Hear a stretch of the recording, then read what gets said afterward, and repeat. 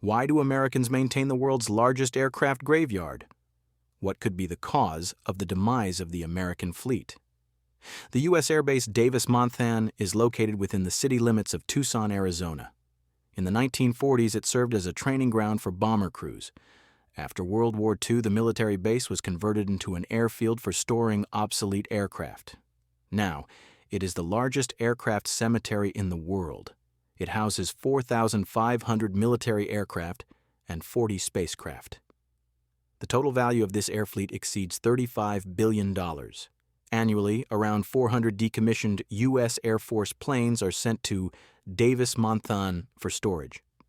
Approximately the same number are sold to countries within the North Atlantic Alliance. The base, aside from its disposal function, also sells this equipment to friendly nations. Some of the aircraft are disassembled. There are 3 types of treatment. One is preserved for the long term, undergoing a so-called long-term conservation process. Another is conserved for a shorter period, intended for sale. The third part of the equipment is completely disposed of, with parts being used as spares. According to some experts' forecasts, the U.S. may soon have to dispose of its naval fleet as well. Norfolk, the largest naval base in the world, could sink. This is stated in a report by Pentagon climatologists. Over the past 2 decades, researchers have observed an anomalous surge in floods and storms in the Norfolk area. It is the main military base in the Atlantic Ocean, serving as the headquarters of the U.S. Navy in the Atlantic. It houses the largest number of ships in the world, with 75 vessels of various classes. Additionally, there are 5 large aircraft carriers equipped with nuclear weapons. One of the most secretive military bases of the USSR during the Cold War was the so-called K-825 facility. It was an underground submarine base in Balaklava. Unlike the American base, this one is not afraid of floods and storms. The project was realized during World War II, consisting of a system of tunnels in the mountains that lead into the Black Sea. The naval base could accommodate around a dozen of the most powerful submarines of that time. Today it operates as a Cold War museum. Even missile boats equipped with cruise missiles could enter these tunnels for repairs, as there was a repair facility within the base. Additionally, there was a storage facility for nuclear special ammunition. The assembly hall for atomic munitions has been preserved.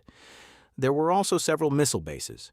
I am not referring to a missile range in Balaklava, but rather to the fact that the Americans also drilled tunnels in the mountains.